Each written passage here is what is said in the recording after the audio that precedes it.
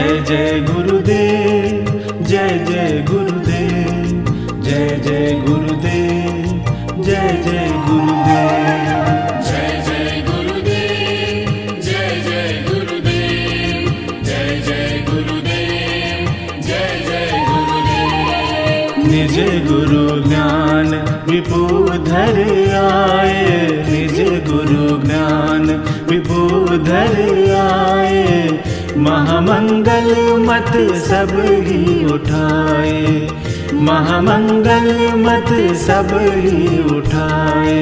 निज गुरु ज्ञान विपुधर आए, निज गुरु ज्ञान विपुधर आए।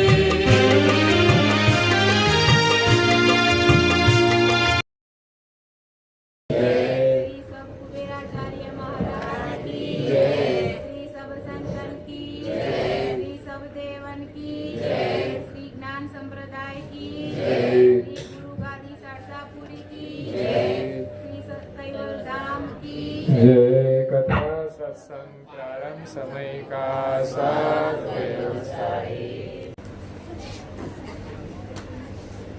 कैवल अंशो साथ कैवल साये। बाजू बाजू सौने कहेजो जरा प्रेमथी आंखों मिलावीने साथ कैवल साहे, सब कैवल साहे।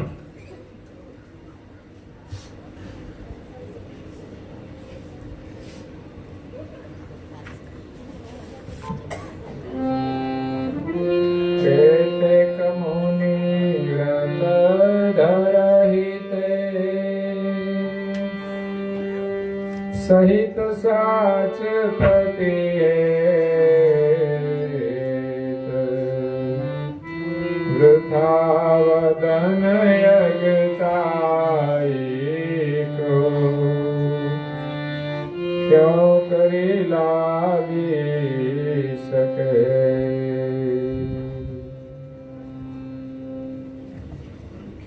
प्रेम भक्तजनों,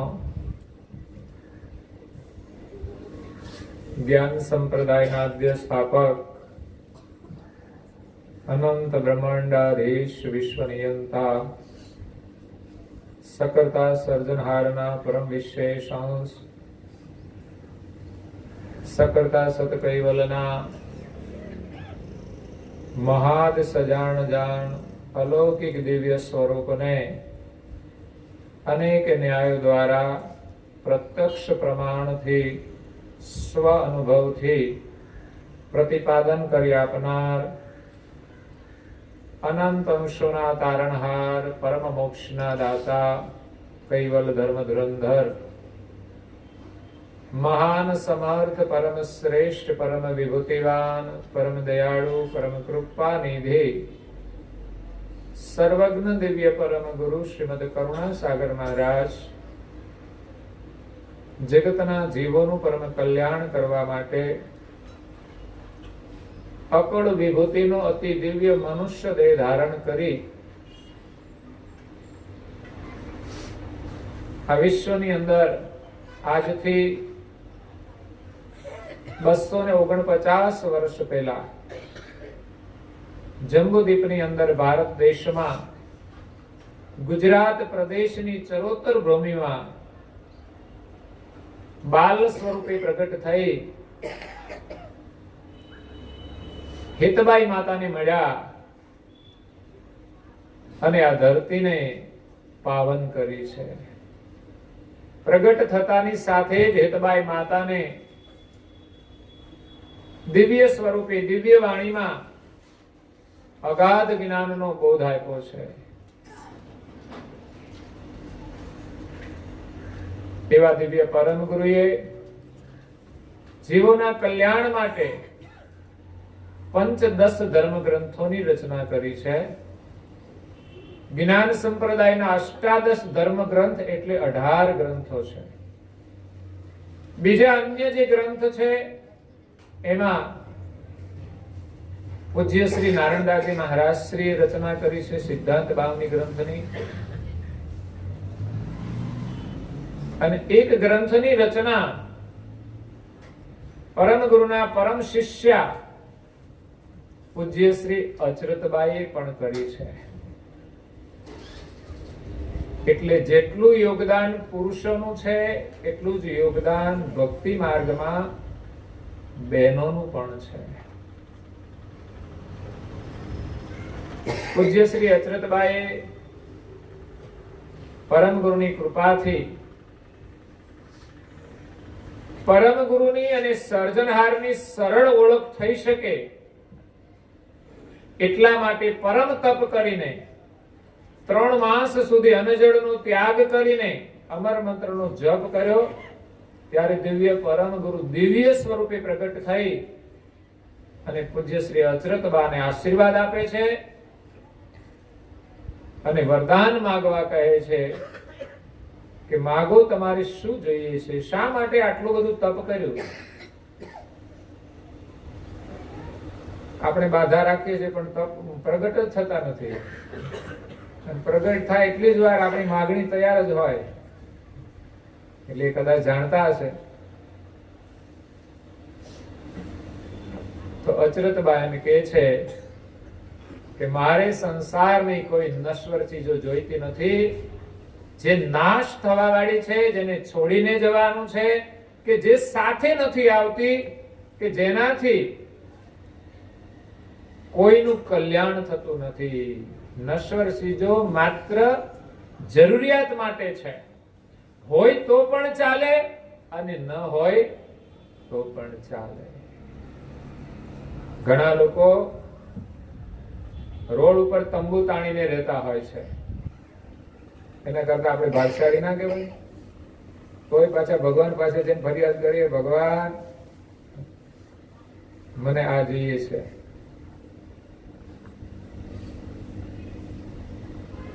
ગાડી ના હોય તો પણ ચાલે, લાડી ના હોય તો પણ. બોલો ને તમે બધા નહીં ચાલે એવું લાગતું, પણ ચાલે. સંજોગ આવે તો આપણે ચલાવીએ છીએ, એવું નથી કે ના ચાલે. પરંતુ જેનાથી ન ચાલે એવી ચીજ એ શ્વાસ છે, જીવન છે. એ જીવન કોણ આપે છે? એનું આપણે ભજન કરવાનું છે. એના માટે આ મનુષ્ય દેહ મળ્યો છે. અને માલિકનું ભજન કરવાથી સુખ અને શાંતિ મળશે. એ સિવાય સુખ અને શાંતિ મેળવવા માટે આપણે દોડીએ છીએ અને જે માનીએ છીએ એ બધી ભ્રાંતિ છે. આ જગતમાં દુનિયાની સમૃદ્ધિ પ્રાપ્ત કરીને કોઈ સુખી થયો જ નથી. દેખાય ખરો, થોડી વાર માટે ખુશ રહીને ઘડી પછી જોશે અને ઘરમાં તો મોઢું ચડાવીને બેઠા હશે, રડતા હશે, કોઈને ઊંઘ નહીં આવતી હોય, કોની કઈ સમસ્યા હશે. તો પછી આ સુવિધાનું મહત્વ શું? સુવિધા હોવા છતાંય માણસ સદાય પ્રસન્ન ન રહે તો એનું કોઈ મહત્વ નથી. અને ઘણા ઋષિ મુનિઓ થઈ ગયા જેની પાસે આમાંની કોઈ કરતા કોઈ જ સુવિધા નહીં. પરમ ગુરુના એક પરમ શિષ્ય મહાન તપસ્વી રઘુરામ મહારાજ,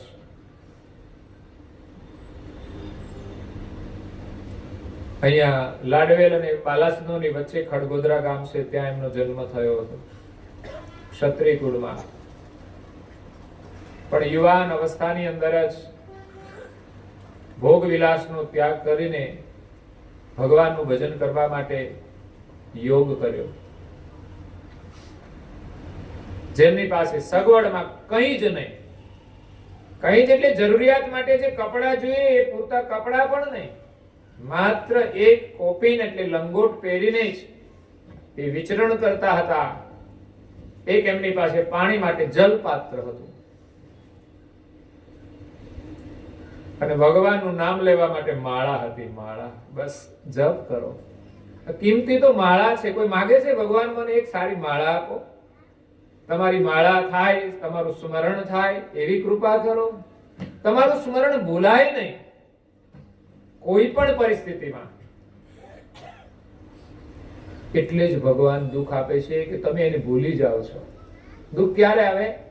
આપણે એને ભૂલી જઈએ ને ત્યારે દુઃખ આવે, પછી તરત યાદ આવે. તમે જોજો, હે સુખ આવે ને વિસરું તને, એ દુઃખોમાં હું યાદ કરું, મુશ્કેલી જ્યારે પડે ત્યારે તને યાદ કરું. સુખ ક્યારે આવે? મૂડી થાય જ્યારે બે પૈસાની, હે બની જાઉં હું તો બહુ અભિમાની. પૈસા આવે એટલે અભિમાન આવે છે. હે જ્યારે ખાવાના સાસા પડે, હે જ્યારે ખાવાના સાસા પડે ત્યારે તને યાદ કરું. સુખ આવે ને વિસરું તને, દુઃખમાં હું યાદ કરું, મુશ્કેલી જ્યારે પડે ત્યારે તને યાદ કરું.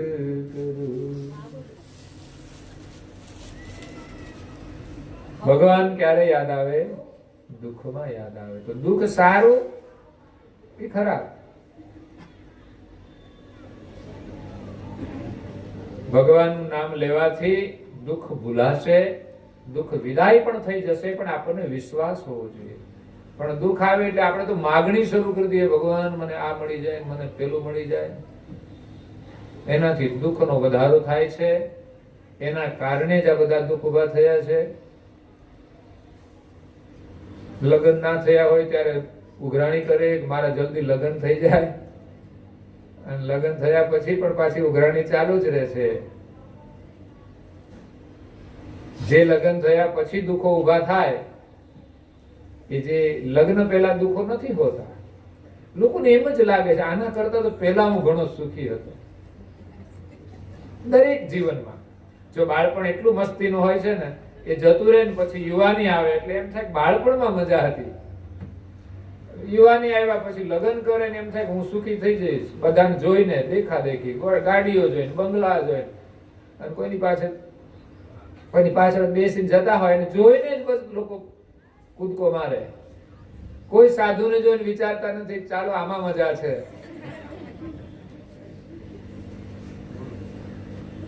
પણ આપણે બધાને સગવડ જોઈએ છે, સુવિધા જોઈએ છે, કે આપણે કે એમ કરનારું કોઈ જોઈએ છે ને. ઘરમાં મોટા ભાગે ભાઈઓની ઈચ્છા એવી જ કે આપણે લગ્ન કરી લઈએ એટલે આપણે કહીએ એમ જ થશે બધું. એ તો લગ્ન થયા પછી ખબર પડે. હા, તમારું સુકૃત હોય અને સંસ્કારી દીકરીઓ હોય તો કરે પણ છે, પણ તમારામાં અહંકાર હોય અને આદેશ કરતા હો તો મેળ ના પડે.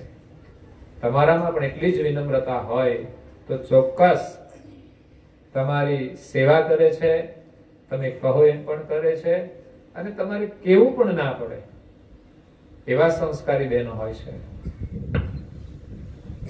એટલે દુઃખ આવે તો કોઈ દિવસ આપણે આમ તો ફરિયાદ નહીં જ કરવી જોઈએ. ગમે એવું દુઃખ સહન કરવાની ભગવાન શક્તિ આપે અને એનું ભજન કરીએ. બસ જેટલું દુઃખ હશે એટલું જ એનું ભજન થશે. એટલે પછી દુઃખ એ દુઃખ નહીં રહે. અને સુખની ઈચ્છા છે ને એ બહુ મોટું દુઃખ છે. માણસ નિરંતર સુખની ઈચ્છાઓ રાખે છે, ઈચ્છાઓ જ એને દુઃખી કરે છે. હા, એની જાતે આવે સુખ, આપણી કોઈ લાલસા ન હોવી જોઈએ. કારણ કે જોયું છે કે સુખની લાલસા મનુષ્યને દુઃખી કરે છે. ન મળે ત્યાં સુધી માણસ દુઃખી જ રહેવાનો બીજાનું જોઈને, અને મળ્યા પછી એ પચતું નથી. માણસ સુખને પચાવી નથી શકતો, બીજાને સુખના સહભાગી નથી બનાવી શકતો. એટલે મળ્યા પછી એને સંતોષ નથી થતો. આ મોટું દુઃખ છે. આ મળી જાય તો માણસ જો સંતોષ માને ને તો સુખ છે જ. સહજ સારું મકાન હોય, જેની સાથે લગ્ન થયા એને એ સ્વીકારે કે ભાઈ જે છે તે મારા ભાગ્ય અનુસાર મને જે પાત્ર મળ્યું છે એની સાથે મારે પ્રેમથી રહેવાનું છે. કદાચ એનો સ્વભાવ વિપરીત હોય ને તો પણ એની સ્વીકૃતિ કરીને રહેવું જોઈએ. અને જે વસ્તુ સ્થિતિ મળે બીજાનું જોઈને દુઃખી નહીં થવાનું, મળે એમાં સંતોષ હોવો જોઈએ. પણ આ દુનિયામાં કોઈને થયો છે? લાખોપતિ અને કરોડોપતિને તમે પૂછો, એ પણ શાંતિથી ભજન નથી કરતા. નહીં તો જેને કરોડો રૂપિયા મળી જાય એને તો લગભગ 5 પેઢી ખાય તો ખૂટે ને એટલું ધન હોય. પછી તો એને ભગવાનનું ભજન કરવા માટે થોડો સમય કાઢવો જોઈએ ને.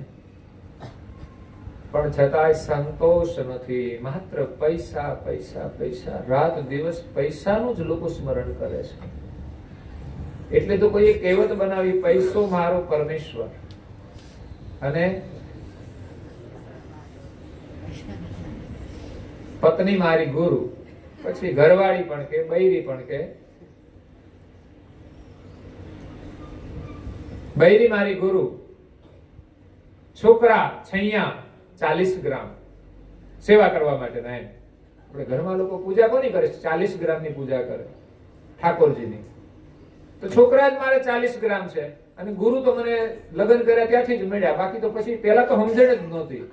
મોટા ભાગના ભાઈઓને સમજણ તો લગ્ન કર્યા પછી જ આવે છે. સીધા થાય. તમે જોજો, વાંકા ચાલતા હોય ને એની રીતે ફરતા હોય, ભટકતા હોય, એ લગ્ન થયા પછી લાઈનમાં આવી જાય.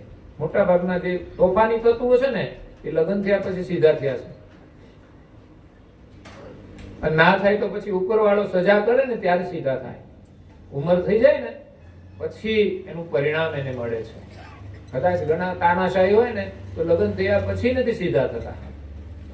પત્નીને હેરાન કરે, આખા ઘરને હેરાન કરતા હોય એવા લોકો ઘરમાં હોય. પણ એ ઉંમર થાય ને પછી જુઓ તમે, જયારે ખાટલે હુવાનું થાય ને પછી એવી આજીજી કરે ઘરના સભ્યોને, હવે આદેશ કરીને દઉં તો ખબર પડે. એટલે સંતોષ નથી, માટે દુઃખ છે. બીજાનું સુખ જોઈને દુઃખી થઈએ છીએ. મેળવવાની લાલસા, ને લાલસા હોય ને ત્યાં સંતોષ હોય જ નહીં. સહજ સુખ મળે ને, જરૂર કરતા વધારે મળે ને,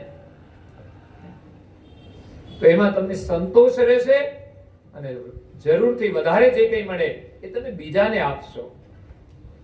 ઘણા સંતોષ વૃત્તિ વાળા ઘરમાં જીવો હોય ને એ ઘરમાં હંમેશા બીજાને સુખી કરવામાં જ સુખ માનતા હોય છે. જે સંસ્કારી બહેનો છે ભાઈઓની સેવા કરવામાં સુખ માને છે. સંસ્કારી પુરુષો છે એ બહેનોની જરૂરિયાત પૂરી કરવામાં સુખ માને છે. એની ક્યાંય ઘરમાં તકલીફ ન પડે.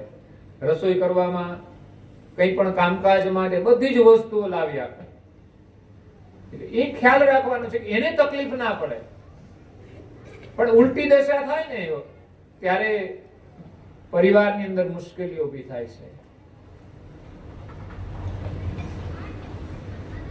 બહેનો એમના દુઃખની ફરિયાદ કરે ને ભાઈઓ એમના દુઃખની ફરિયાદ કરે, ત્યારે સુખી થઈ શકતા નથી. બસ એવી જ ઈચ્છા હોય છે કે મને એ સુખ આપે. એકબીજા જયારે એકબીજા પાસેથી સુખની ચાહના રાખશે ને ત્યારે ક્યારેય સુખી નહીં થઈ શકે. કારણ કે ઈચ્છા પ્રમાણે તો બધા રહી શકતા નથી. કરતા હોય બધા એકબીજાની સેવા, છતાં પણ ઈચ્છા પ્રમાણે તો બધું થાય જ ને. હવે આપણે ક્યાં ભગવાનની ઈચ્છા પ્રમાણે જીવીએ છીએ? ખરેખર જીવવું જોઈએ અને જીવી શકાય એવું જ હોય છે, છતાં નથી જીવતા. તો પછી ઘરના સભ્યો કે આપણે કહીએ એમ થોડા બધું કરે? ચાલતું જ નથી. અને કદાચ પતિ પત્નીનું સુમેળ હોય, છોકરા કયું ના કરે, એમાં તો મનમેળ તૂટતા જ હોય છે. પતિ અને પત્ની તો ના છૂટકે એકબીજાને સ્વીકારતા જ હોય છે. હા, સહજ નથી હોતું જીવન, સ્વીકારવું પડતું હોય છે. જીવન એવું ના હોવું જોઈએ સામી વ્યક્તિને આપણને સ્વીકારવા પડે. એટલું સહજ જીવન હોવું જોઈએ કે ખુશ રહે, પ્રસન્ન રહે. એટલે સુખી થવા માટેનો રસ્તો કે બહુ ચાહના છોડી દેવાની અને મળી જશે તો એમાં સંતોષ રાખવાનો. કારણ કે જે કંઈ મળે છે ને એક દિવસ તો છૂટી જ જાય છે. કારણ કે આપણી પાસે હતું નહીં અને મળ્યું તો ક્યારે છૂટી જાય એની કોઈ ખાતરી જ નથી હોતી, કોઈ ગેરંટી જ નથી હોતી. પેલા તો ગેરંટી આવતી હતી લગ્નમાં, અત્યારે બિલકુલ ગેરંટી નહીં. નોન ગેરંટેડ માલ, ચાઇનાનો જ માલ.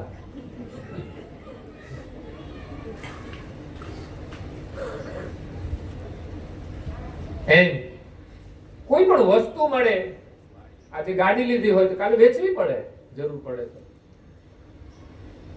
એમ જે વસ્તુ આવે છે જાય છે, તો જેમાં બહુ મોહ રાખ્યો હોય, સંતોષ ન હોય, તો એ જાય ત્યારે માણસને બહુ જ દુઃખ આપે છે. અને જોઈએ છે કે જ્યારે આ શરીર છોડીને જવાનું થાય ત્યારે તો બધું છોડવું જ પડે છે.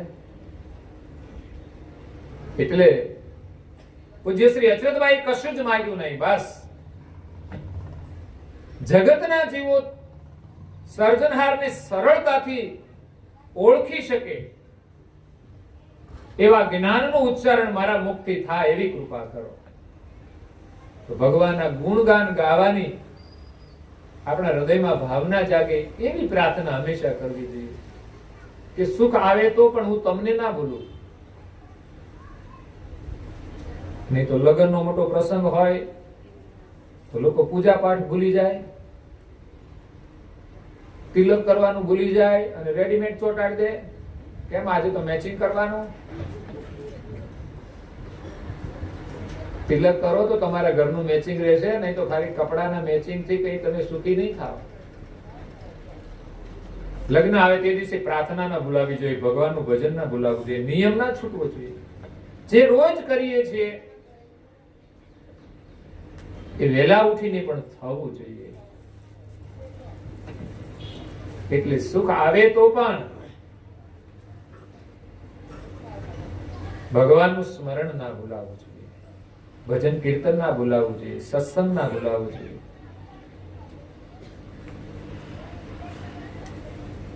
એટલે પૂજ્ય શ્રી અચરતભાઈ આપણા સૌના પર કૃપા કરીને આ ગ્રંથ બનાવ્યો છે કે આ જગતની અંદર સર્જનહારની ઓળખ કરવી બહુ જ કઠિન છે. આ જગતના કરતા એક છે, પણ એને ઓળખવા બહુ મુશ્કેલ છે. દુનિયામાં અનેક મતપંથ છે, અનેક સ્થાપનાઓ છે, એની અંદર સત્યને શોધવું એ ઘણું જ કઠિન છે. એના માટે જ્યારે કુરબાની આપશે, સર્વસ્વનો ત્યાગ કરીને એ સાધના કરશે, ત્યારે એને સત્ય વસ્તુ મળશે. એટલે પૂજ્ય શ્રી અચરતભાઈ આપણા માટે તપ કર્યું છે અને કહે છે કે આ જીવો નરકમાં કેમ જાય છે? તો જીવાત્મા જે કર્મ કરે છે એ પ્રમાણે એને ફળ મળે છે. એ ફળને ભોગવવા માટે આ જીવાત્મા અનેક શરીર ધારણ કરે છે. નરકમાં નહીં, 84 માં જાય છે. 84 લાખ શરીર ધારણ કરે છે. બધામાં જવું પડે એવું નથી. 84 લાખ શરીર બનાવ્યા છે. જે જીવ જેવા કર્મ કરે એવું શરીર એને ધારણ કરવું પડે. કૂતરાની જેમ ભસતા હોય મનુષ્ય જીવનમાં. ઘણા લોકો બોલે તો એમ લાગે કે લડે છે.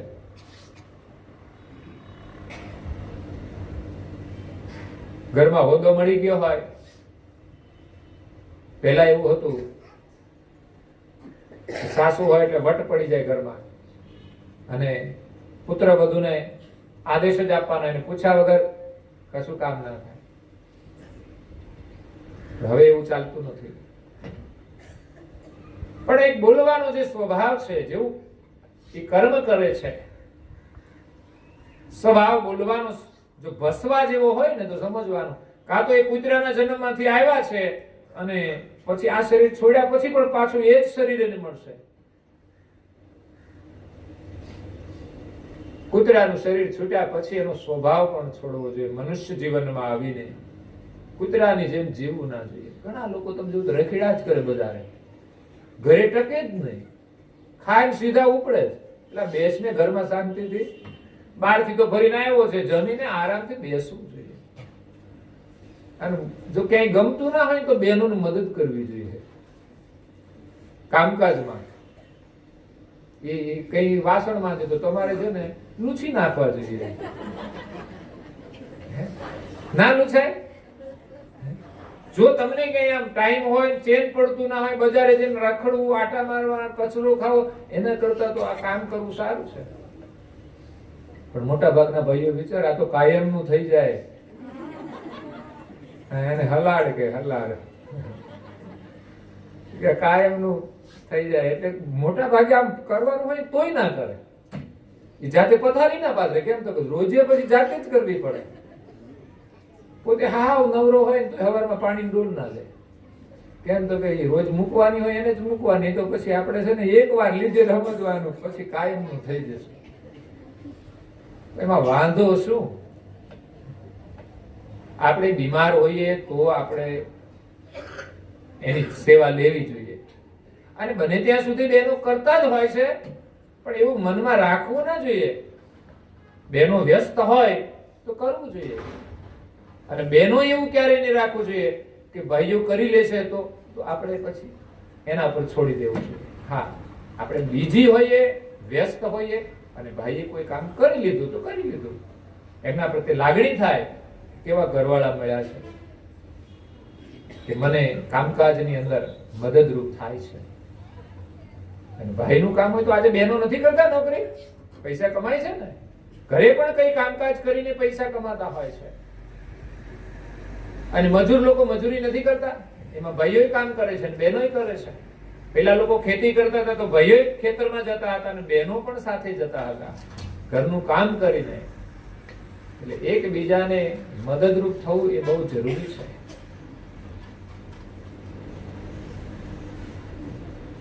એવું નથી કે બહેનોને માત્ર જ ઘરનું કામ કરવાનું છે. જરૂર પડે, ઘરની પરિસ્થિતિ એવી હોય તો કામ કરવું જ જોઈએ.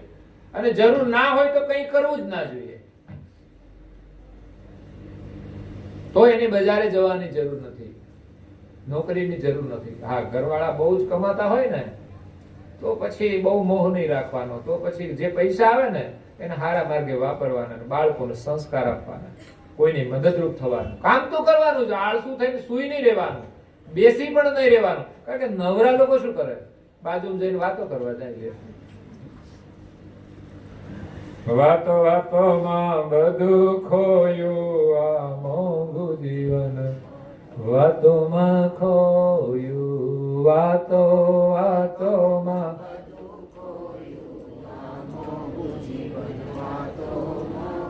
એટલે જ માસ્ક પહેરાયું છે કે તમારે બહુ બોલવું નહીં, વધારાનું બોલવાનું ખરું, પણ એ એમ કે છે ગાંધીજીના વાંદરાની જેમ આ બધાને માસ્ક એટલે જ પહેરાવે છે, તમારે વધારાનું નહીં બોલવાનું. જરૂરી બોલો, માસ્ક માંથી બોલાય છે ને. ભગવાનના ગુણગાન ગાવા હોય તો ગાવા ને, પણ ધીમે ધીમે ગાય. સમજો.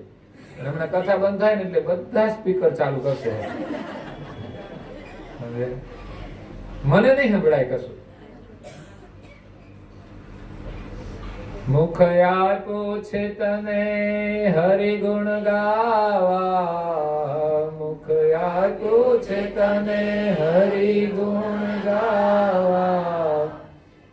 હે વાતો વાતોમાં બધું ખોયું, આ મોંઘું જીવન વાતોમાં ખોયું.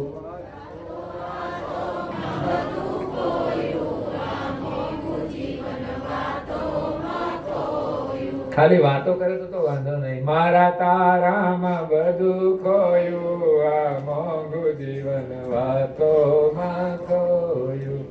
મારા તારામાં બધું ખોયું, આ મોંઘું જીવન. હે કાન આપ્યા છે તને કથા સાંભળવા, કાન આપ્યા છે તને કથા સાંભળવા. નિંદા કરવામાં બધું ખોયું, આ મોંઘું જીવન વાતોમાં ખોયું. નિંદા કરવામાં બધું ખોયું, આ મોંઘું જીવન વાતોમાં ખોયું.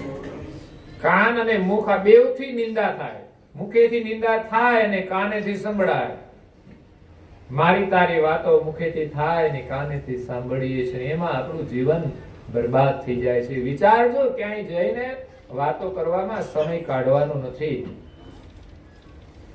વૃદ્ધાવસ્થા આવે ને ત્યારે કરજો વાતો, કરવી હોય એટલે જેટલું સંભળાય એટલું કરવાનું, બીજું હું બોલાય તો. બેટરી ડાઉન થઈ જાય પછી તો ચાર્જ જ નહીં થાય. પછી સાંભળે તો એટલે બોલે તો સાંભળે કોણ? એટલે ચાલે એમ. પણ જયારે યુવાની છે ત્યારે આ સમય આપણે બગાડવાનો નથી. સમય હોય તો ઘણી સારી પ્રવૃત્તિ છે, બોલવા જેવું ઘણું સારું છે, બાકી બોલવામાં કઈ મજા નથી. બિનજરૂરી બોલવામાં કઈ મજા નથી. કારણ વગરની ઉપાધિ આપણે ઊભી કરીએ છીએ, આગ લગાડીએ છીએ. આ વાતો કરીએ ને, મારી તારી વાતો અહીં ને અહીં કરીએ, અહીંથી હળગતું લઈને બીજી જગ્યાએ મૂકી આવીએ આપણે, એ પાછું લઈને બીજી જગ્યાએ મૂકે. આમ જ ઘર ઘરમાં આગ લાગેલી છે. જરૂરી વાતો કરો એનો કોઈ વાંધો નથી, એના કામની વાતો હોય, બીજાને કોઈ દુઃખ ન થાય એવી વાતો કરવી જોઈએ, કોઈની આગ ઓલવાય એવી વાતો કરવી જોઈએ. પણ ઘણા લોકો આગ લગાડવાનું પણ કામ કરતા હોય છે, એટલે એમાંથી આપણે બચવાનું છે. તો જેવા કર્મ કરીશું એવું શરીર ધારણ કરવું પડશે, એમ પૂજ્ય શ્રી અચરતબા કહે છે. અને સારો વ્યવહાર કરીશું, સારા કર્મ કરીશું તો કર્મમાંથી આપણને રાહત મળી શકે છે. ઘણા એવા કર્મ છે કે ઉત્તમ જીવન જીવવાથી એનું દુઃખ નથી રહેતું. અહીંયા એમ કહે છે કે કેતેક મુનિવ્રત ધરહિતે, કેટલાક પાપ માણસ મુનિવ્રત ધારણ કરે તો નષ્ટ થાય છે. સહિત સાચ પતિ હેત, પણ સાથે પતિ સાથે હેત હોવું જોઈએ. પતિ સાથે હેત હોય ને એ જ મૌન વ્રત પાળી શકે, બાકી પળાય. હેત ના હોય ને એ તો બોલ્યા જ કરે, ઘરમાં આવે ને ત્યાંથી ચાલુ કરી દે બોલવાનું. હેત હોય ને એને બહુ બોલવું જ ના પડે, એ જ મુનિવ્રત લઈ શકે ઘરમાં. ઘરમાં પતિ અને પત્ની એમણે વાત કરવામાં પણ વધારાનું નહીં બોલવું જોઈએ, બિનજરૂરી નહીં બોલવું જોઈએ. નહીં તો ભાઈ આવે ને ત્યાંથી શરૂઆત કરી દે, કેમ મોડા પડ્યા, શરૂઆત થઈ જાય.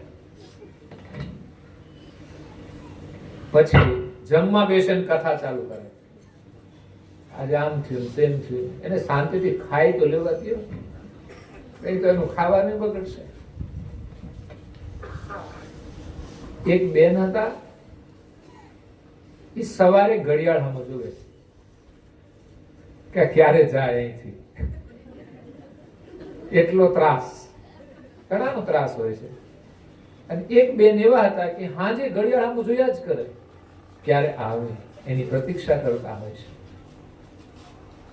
એ ભાવનાનો વિષય છે. એટલે મુનિવ્રત ધારણ કરવાથી આપણને શાંતિ મળે છે, વાત 100% સાચી છે. વધારાનું બોલવાથી અશાંતિ થાય છે. મોટા ભાગની અશાંતિનું કારણ બિનજરૂરી બોલવાનું જ છે.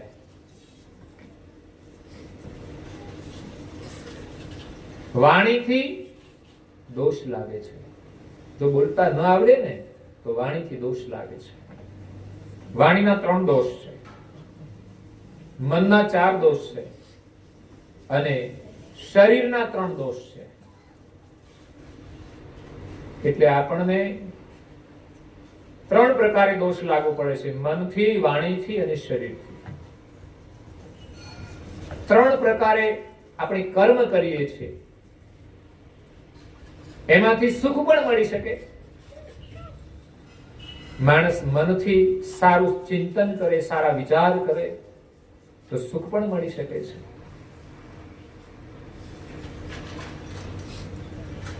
મનના 4 દોષ છે. એક તો મનથી માણસ મિથ્યા વિચાર કરે, બિનજરૂરી મિથ્યા વિચાર, જે જરૂરી ના હોય એવા વિચારો.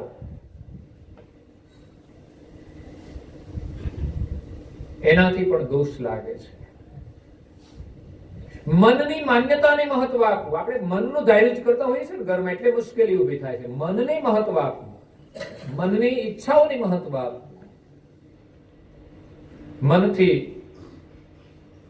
પારકાના ધનનું ચિંતન કરવું. બીજાનું ધન હોય ને આપણે વિચાર કરીએ કે મારા પાસે આવી જાય, બીજાનું લેવાની વૃત્તિ. એટલે બીજાના ધનનું ચિંતન કરવું મનથી. મનમાં વિચાર તો આવતો જ હોય પહેલા, પછી જ આપણે કામ કરીએ ને બીજાનું લેવાનું. એટલે પારકાના ધનનું ચિંતન કરવું. એ દોષ છે, માણસને ખોટા માર્ગે લઈ જાય છે. અને મનથી બીજાનું અહિત વિચારવું કે આનું ખરાબ થાય, આવું પણ મન હોય છે. એમણે ભલે આપણું ખરાબ કર્યું હોય તો પણ આપણા મનમાં બીજાનું અહિત કરવાનો વિચાર નહીં આવવો જોઈએ. એ જ આપણું હિત કરે છે.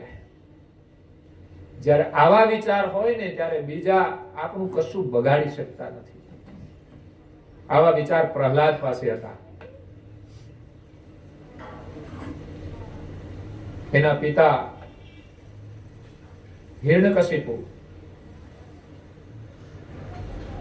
એનું ભજન છોડાવવા માટે કેટલા પ્રયાસ કર્યા, એને મારવા માટેના પ્રયાસ કર્યા, એને દુખી કરવા માટેના પ્રયાસ કર્યા, છતાં પણ પ્રહલાદે એક વિચાર ન કર્યો એનું ખરાબ કરવા માટે. એટલે હિરણ્યકશિપુ ષડયંત્રો કરવા છતાંય પ્રહલાદનું કશું બગાડી શક્યો નહીં. પર્વતની ચોટી ઉપરથી નીચે ફેંકી દીધો છતાં એને કશું ના થયું, કારણ કે એના હૃદયમાં કોઈનું અહિત કરવાની ભાવના નહોતી. એનું કોઈ કશું બગાડી ન શકે. એને સમુદ્રમાં ફેંકી દીધો તો સમુદ્રએ એને લાવીને કિનારે મૂકી દીધો. એને હાથીના પગ નીચે કચડવાનો પ્રયાસ કર્યો, હાથીએ એના ઉપર પગ ન મૂક્યો અને સૂંઢ પકડી અને એને પોતાના માથે સવાર કરાવી દીધો. સાપ અને વીંછીના વચ્ચે મૂક્યો છતાં પણ કોઈ દંશ ન આપ્યો. અને છેલ્લે ભાઈ બેને ષડયંત્ર કર્યું, હિરણ્યકશિપુ અને એની બેન હોલિકા, જે પ્રહલાદની હતી હોય. આવી કોઈ કોઈને ના મળે, અને આવો બાપ કોઈને ના મળે. અને એ આપણે ફાગણ સુદ પૂર્ણિમાએ એની ઉજવણી કરીએ છીએ. શાની? હોળીની.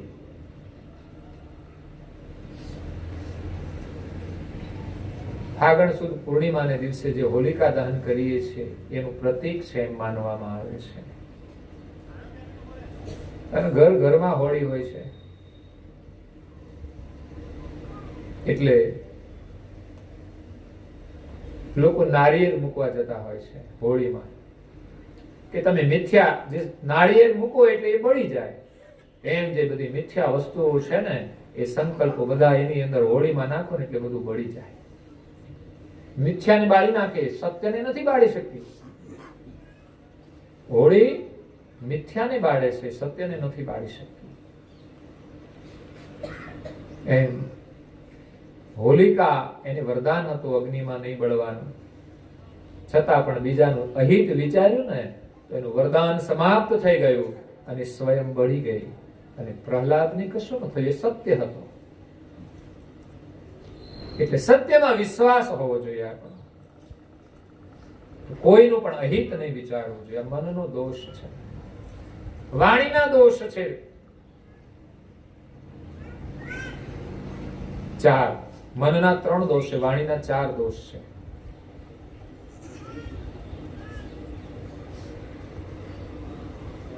પહેલો દોષ તો ખોટું બોલવાનું. ડગલે ને પગલે ખોટું બોલવાનું. બોલો, એકે દિવસ આપણો નહીં ગયો હોય કે આપણે એ દિવસે કદાચ સામાન્ય ખોટું નહીં બોલ્યા હોય. કોઈનો ફોન આવે તો ના કેવું પડે તમારા ભાઈ ઘરે નથી, એ ત્યાં જ હોય પણ એ કે હમણાં જ બહાર ગયા. હું કામ બહાર મોકલવા જોઈએ? પણ સાચું બોલવું બહુ કઠિન કામ છે. પેલું વ્રત કરવું સહેલું, ભૂલી ગયો હું પાછું. હે કડવા ચોથ. અને એક બીજું પેલા લાલ કપડા પહેરીને કરવાના, જીવંતિકા. આ બધા સહેલા વ્રત છે, હા, બહુ સહેલા. પણ એ દિવસે તમે એવું વ્રત લ્યો કે આજે હું જૂઠું નહીં બોલું. તો એક દિવસ માટે એ વ્રત બહુ મોટું થશે. બાકી એનો મહિમા જુદો જુદો હોય છે. એ ઘરવાળા માટે બધા કરે છે, બહેનો, મોટા ભાગના બહેનો. ભાઈઓ કોઈ વ્રત જ ના કરે. બોલો, એટલે સમજવાનું કે જે કઈ ખામી છે ને ભાઈઓમાં જ છે. બહેનોમાં કોઈ ખામી હોય તો વ્રત કરે ને. એટલે ભાઈઓને વ્રત જ નથી કરવા પડતા, એટલા બહેનો સીધા છે, સંસ્કારી છે, ભક્તિ ભાવવાળા છે. અને બહેનોને ઉપાધિ છે ને ખબર છે, પેલી ઉપાધિ તો મસાલા ખાય છે. અને વ્યસની 90% ભાઈઓ વ્યસની, બોલો 10% બાદ કરો તમે અહીં બેઠા હોય એમાંથી, ધાર્મિક વૃત્તિ વાળા હોય. બાકી તમે જોવો ને તો બધા કચરો જ ખાય છે 90%. આમાં ક્યાં સદબુદ્ધિ આવે? ભોજન તમે સારું કરશો ને તો સદબુદ્ધિ આવશે, બાકી છે ને એ બગડી જવાની. એટલે સતવ્રતનું પાલન કરવાથી ભગવાન આપણી રક્ષા કરે છે. અહીંયા એમ કે છે કે વાણીના જે દોષ છે, જૂઠું નહીં બોલવું જોઈએ, બીજી નિંદા કરવાની એ વાણીનો દોષ છે. ત્રીજી કડવી વાણી, સાચું બોલવાનું પણ કડવું નહીં બોલવાનું, મીઠું બોલવું જોઈએ. 3 દોષ થયા. ચોથો છે અસંબંધ વાર્તાલાપ. મેં કહ્યું ને, પડોશમાં જઈને વાણીનો વ્યય નહીં કરવાનો. વાણી એ કિંમતી વસ્તુ છે. અસંબંધ વાર્તાલાપ, જેની સાથે આપણો કોઈ સંબંધ ન હોય એની વાતો આપણે બે લોકોએ શા માટે કરવી જોઈએ? એને પડોશમાં રહેતા હોય એને જે કરવું હોય તે કરે, એને જેવી રીતે રહેવું હોય તે રહે, પણ બિનજરૂરી આપણે એની વાતોમાં સમય બરબાદ કરીએ છીએ. એટલે પૂજ્ય શ્રી અચરતબા કહે છે કે મૌન વ્રત લ્યો ને તો કેટલાક પાપોનું શમન થાય છે. સહિત સાચ પતિ હે. અને મૌન વ્રત રાખે એટલે આપણામાં સાચ પણ હોવું જોઈએ, પતિની સાથે આપણો પ્રેમ હોવો જોઈએ. પતિ એટલે પરમેશ્વર.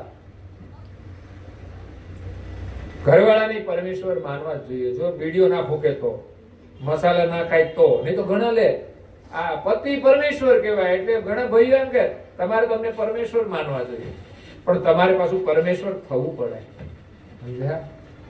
પરમેશ્વરની જેમ વ્યવહાર કરવો પડે. બાકી આપણે મન ફાવે એમ રહેવું હોય તો ક્યારેય આપણને શું લક્ષણા સંસ્કારી બહેનો છે તોય પછી પતિ નહીં, પરમેશ્વર નહીં માને. એટલે પત્ની માટે પતિ પરમેશ્વર છે અને પતિ માટે પત્ની એક જગદંબાનું રૂપ છે. ભલે પત્નીના સ્વરૂપમાં આવે, એ જગદંબા હોય ત્યાં સુધી સારું, પછી જો મહાકાળી થાય ને તો ઉપાધિ થઈ જાય. જો સીધી રીતે ના રહ્યો તો પછી એને જગદંબામાંથી મહાકાળી થવું પડે. ઘણી મહાકાળી હોય છે ઘરમાં. એટલે મૌન વ્રત એક બહુ મોટું વ્રત છે અને તપ છે.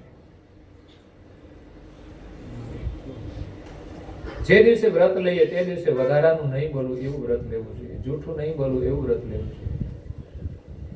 નહીં તો પછી લાલ કપડા પહેરીને પછી વાતો કરીએ ને તો વ્રતનું મહત્વ કોઈ ના રહે. એ દિવસે કોઈ એક શબ્દ વધારાનું ના નીકળવું જોઈએ. સારા ગ્રંથોનું વાંચન કરો, પ્રાર્થના કરો, સ્તુતિ કરો, કોઈ સેવાનું કાર્ય કરો, એ સિવાય કંઈ ના થવું જોઈએ. માત્ર ભૌતિક લાભ માટે જ કોઈ વ્રત નહીં કરવાના, સાથે સાથે આત્મલાભ પણ થવો જોઈએ. તો એમાં વ્રતનું મહત્વ છે. વૃથા વદન અગતાયકુ. હજરતબા એમ કહે છે કે વૃથા વદન,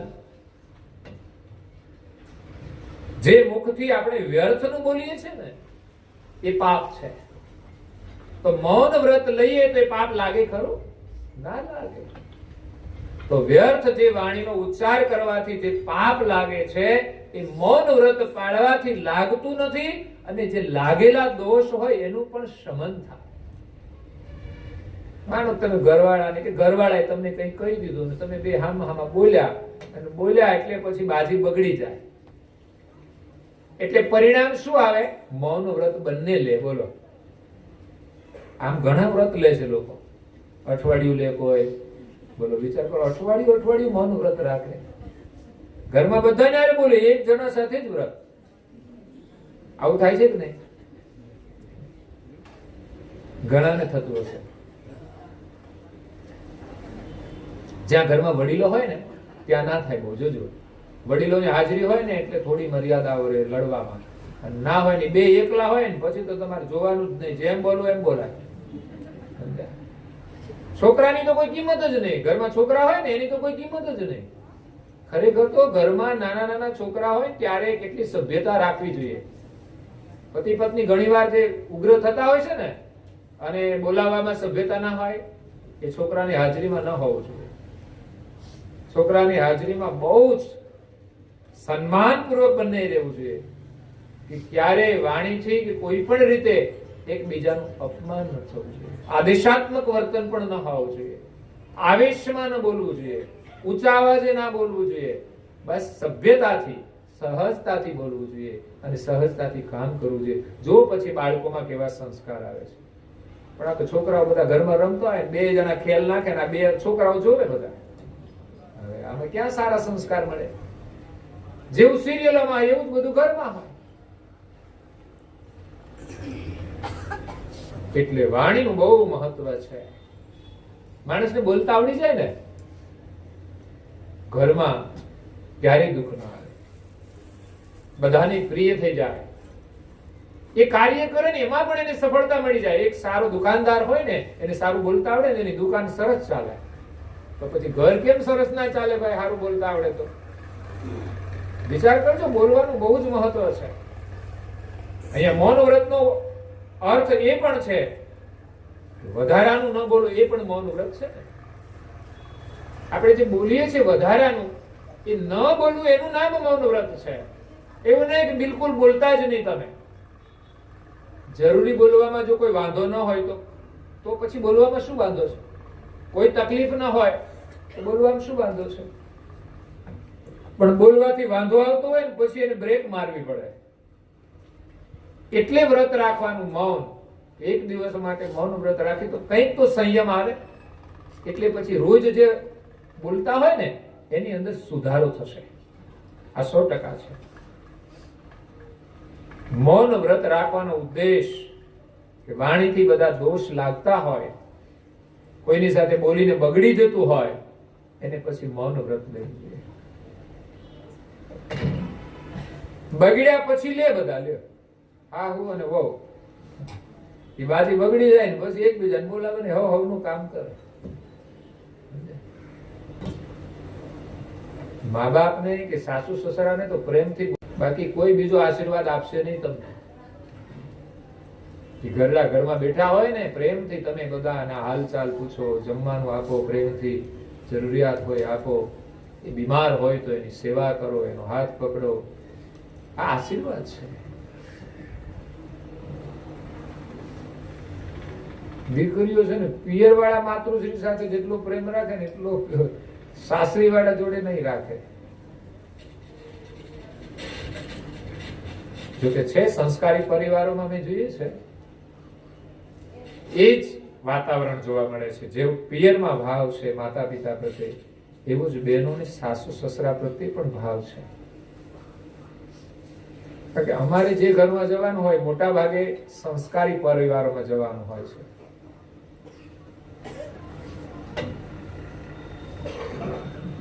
પણ સમાજમાં જે પ્રસંગો બની રહ્યા છે કે વડીલોનો અનાદર થાય, એવું વર્તન થવું ના જોઈએ. પ્રેમથી બધાને બોલાવવા જોઈએ. વાણી મધુર હોવી જોઈએ. કડવી વાણી ના બોલવી જોઈએ. જૂઠ વાણી ના બોલવી જોઈએ. બીજાની વાતો ન કરવી જોઈએ. અસંબંધ વાર્તાલાપ નહીં કરવો જોઈએ. વૃથા વદન અગ કાયકો ક્યો કરી લાગી શકત. જે વૃથા બોલવાથી જે પાપ લાગે છે મૌનને લાગતા નથી. અને મૌન વ્રત પાળવાથી ફાયદો થાય છે, મનને શાંતિ મળે છે. ખરેખર તો આપણે જરૂર હોય ત્યારે બોલવાની ઈચ્છા થવી જોઈએ. બાકી છે ને શા માટે આપણે બોલ બોલ કરીએ છીએ? જેટલું બિનજરૂરી આપણામાંથી વાણી નીકળે ને એટલી જ ભીતરની અંદર અશાંતિ પ્રવેશ કરે છે. એની એ જ વાણી જે વ્યર્થની ઉચ્ચાર કરી એટલી શક્તિનો ક્ષય થયો. આપણા મનની અંદર અશાંતિ થાય છે. અને જરૂરી ને પરમાર્થી વાણી તમે બોલો ત્યારે તમારું કાર્ય થાય અને પરમાર્થી વાણી દ્વારા તમને આનંદ મળે છે, પ્રસન્નતા મળે છે. ગુરુ મહારાજના ગુણગાન ગાવાથી આપણને પ્રસન્નતા મળે છે. એમાં ક્યારેય મૌન નહીં રાખવાનું. જ્યારે પ્રભુના ગુણગાન ગાવાના હોય, કોઈ સારો સંદેશ આપવાનો હોય, કોઈનું કામ બગડતું હોય ને એ સુધરતું હોય, તો મૌન વ્રત લીધું હોય ને તોય તોડી નાખવું.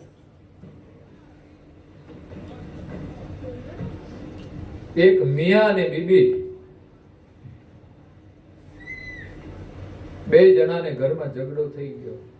શિયાળાનો સમય આવી, ઠંડી પડે અને ગામડાની અંદર તો ઠંડી હોય એટલે તાપણા કરીને બે. મિયા ને બીબી બે તાપણું એક જ. એકે તાપણું કર્યું તો બીજો ત્યાં જઈને બેસી ગયો. એટલે તાપણે તાપે ખરા, પણ એ તો બીજા બોલે નહીં. અને જોવે તો ચોરી ચોરીને જોવે, એ આમ સામે જોવે એટલે આમ ફરી જાય. આવું બનતું હોય છે. એકાબીજા જોવે ને ઘરમાં, એકાબીજાને મનમેળ ના હોય ને ત્યારે એને ખબર પડે ને કે મારા સામે જોવે એટલે એ ફરી જાય પાછી. એની લાઈન આમ બીજી બાજુ જતી રહે. અને પાછું આમ ચોરીને જોવે કે બીજે કંઈક જોવે તો હું પાછું જોવે એમના. આવી પ્રક્રિયા, આવી લડાઈ ચાલતી હોય છે. નજરોની પણ લડાઈ હોય.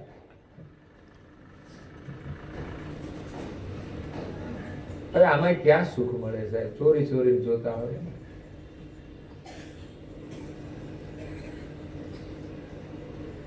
તો બે તાપણું કરે છે, આગળ આમ બેઠેલા ને પછી આગળ ઠંડી દૂર કરી ઘણી વાર એમ થાય ચાલો જરા પાછળ ઠંડુ થઈ ગયું બધું એટલે આમ ફરી જાય.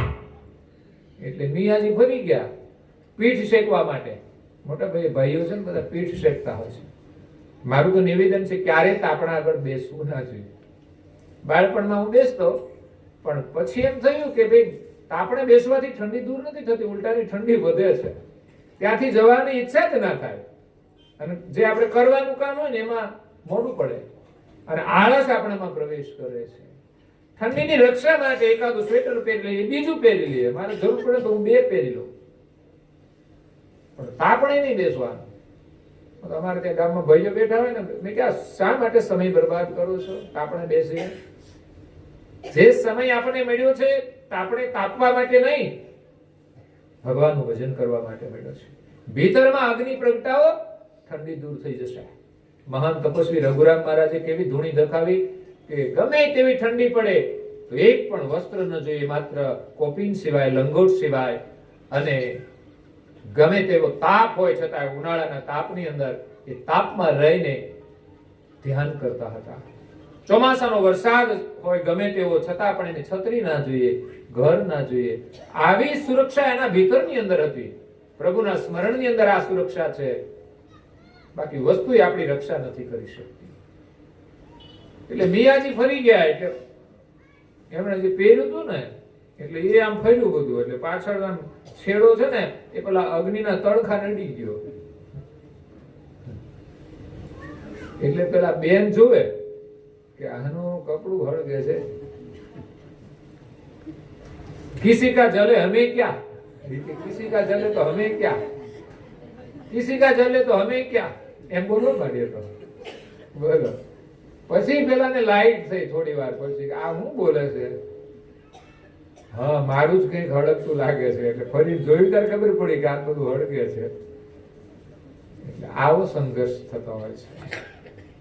ઝઘડો કરીને મૌન રાખવા કરતા સંયમથી આપણે બોલીએ, વિચારીને બોલીએ, જીવનમાં ક્યારેય ઝઘડો જ ન થાય. ઝઘડાનું મૂળ શું છે? વાણી સિવાય કશું હોઈ શકે ખરું? ખરેખર વસ્તુને લઈને ઘણીવાર ઝઘડા થાય, પણ વાણી જો સીધી હોય ને તો ઝઘડો ન થાય. વાણી જો સરળ હોય તો ઝઘડો ના થાય. એટલે અહીંયા અચરતબા આપણને એક મૌન વ્રત પાળવાનું કહે છે. અત્યારે કેટલું આમ કથામાં આપણે મૌન રહીએ છીએ. એમ કઈ કામ ન હોય તો શું બોલવાનું? એમ જ શાંતિથી બેસવાથી આપણને શાંતિ મળે છે, આનંદ મળે છે. હરિનું સ્મરણ ક્યારે થાય? જ્યારે નવરાશ હોય, શાંતિ હોય ત્યારે. કામકાજ કરતા તો ક્યારે થાય? જ્યારે સંસ્કાર એવા હોય ને ત્યારે કામ કરતા કરતા થાય. બાકી તો કામ કરતા હોય ને મન કામમાં જ લાગી જાય. પરંતુ જ્યારે નવરાશ મળે ત્યારે હરિનું સ્મરણ કરવા માટે કોઈ ને કોઈ પ્રવૃત્તિ કરજો. પરમ ગુરુ શ્રીમદ કરુણાસાગર મહારાજનો 250મો પ્રાગટ્ય દિવસ આવે છે. ભલે કોરોના તો છે પણ બહુ ભારે નથી. જો ને બધા બેઠા જ છીએ ને આપણે. આજ રીતે બેન કથા સાંભળો તો શું વાંધો? મહી બીજના દિવસે બધા ભેગા, બસ નિયમ પાળવાના, આપણે માસ્ક પહેરવાનું. અને એ તો સારું છે, માસ્ક પહેરવાનું તો બહુ જ સારું છે. બોલો સમજ્યા? આમાં કેવું સરસ લાગે છે, બધા જ પહેરે એટલે આમ લાગે બધું સરખું જ લાગે. આ એક બે પહેરે ને તો એને સંકોચ થાય, કોઈએ પહેર્યું નથી માર પહેરવાનું. ખરેખર જાહેરમાં તો માસ્ક પહેરવું જ જોઈએ. તમે બોલો ને તો એમાંથી પણ વાયરસ નીકળતા હોય છે, શ્વાસમાંથી પણ વાયરસ નીકળે છે. એટલે આ માસ્ક પહેરવાનું કે નાસિકા અને મુખમાંથી નીકળતા જે વાયરસ, કોઈના કોના કેવા વાયરસ હું ખબર નથી. એટલે જાહેરમાં, સમૂહમાં, નજીકમાં બેઠા હોય ત્યાં તો માસ્ક કોઈ પણ સંજોગોમાં જરૂરી છે મારી દ્રષ્ટિએ તો. પણ આપણે તો કોરોના ગયો એટલે પછી તો જરૂર જ નહીં. એટલે જ્યારે જ્યારે શરદી ના બધું થાય ને ત્યારે માસ્ક રાખવું જ કાયમ. એ તો પેલા આપણે શરદી ને હોય ને તોય માસ્ક નહોતા પહેરતા, કેમ તો એ બધું હાલ્યા કરે, કઈ વાંધો નહીં. પણ એની અસર થતી જ હોય છે બીજાના ઉપર, ચેપ લાગતો જ હોય છે. એટલે માસ્ક એક તો વધારાનું બોલવાની ના પાડે છે. અને બહાર નીકળીએ ત્યારે બહારની જે હવા છે પ્રદૂષિત, જે આપણા આરોગ્યને નુકસાન કરે, એનાથી રક્ષા માટે આપણે માસ્ક પહેરવાનું છે. અમારી બહેનોએ તો છે ને પહેલેથી જ પટ્ટા બાંધવાનું શરૂ કર્યું હતું. ફેશન ભલે જ્યાંથી આવી ત્યાંથી, પણ બહાર નીકળે એટલે મોઢું બાંધી નીકળતા. મને તો પેલા એમ થતું કે આ બહાર નીકળે તો શા માટે મોઢું બાંધી નીકળે છે. પછી કોઈએ કહ્યું કે બહારના તાપમાં કાળા ના પડી જાય ને એટલે બાંધે છે. મને હજુ ખબર નથી હું કામ બાંધે છે, પણ બાંધે છે સારી વસ્તુ છે. કારણ કે કોઈની નજર ના લાગે. બહેનો માટે તો ખાસ જરૂરી છે. બહાર નીકળે એટલે બાંધવું હોય ને એટલે અડધું તો ડાઉન થઈ જ જાય છે, પછી બહુ કોઈની નજર ના લાગે. એટલે બહાર નીકળે ત્યારે માસ્ક પહેરવું તો માસ્ક, ને કપડું બાંધવું તો કપડું બાંધીને નીકળવું બહુ સારી વસ્તુ છે. એટલે ફેશન નીકળી ને મને એમ થયું કે બહુ સારી ફેશન નીકળી છે. બોલો, ચુંદડી બાંધવાની. બાકી ચુંદડી રાખે છે જ કોણ? ચુંદડી ગઈ પહેરવામાંથી. આધુનિક પરિધાન આવ્યો છે, જરૂર હોય ત્યારે ઠીક પહેરે, બાકી તો ગૌરવ તો આપણી સંસ્કૃતિના પહેરવેશમાં જ છે. મેં ગઈકાલે નહોતું કહ્યું કે મોટી મોટી હસ્તીઓ છે ને, એના લગ્ન થાય ત્યારે કાયમના જે કપડા હોય ને એ ના પહેરે, જેમાં એને મોહ હોય એ ના પહેરે, પણ સંસ્કૃતિના વસ્ત્ર પહેરીને જ લોકો મેરેજ કરે છે. એટલે સમજવાનું કે આવા પ્રસંગોની અંદર મહત્વ તો આ જ વસ્ત્રોનું છે, અને એની શોભા પણ આ જ વસ્ત્રોમાં છે. પેલા પહેરીને લગ્ન કરે લાગે કેવા?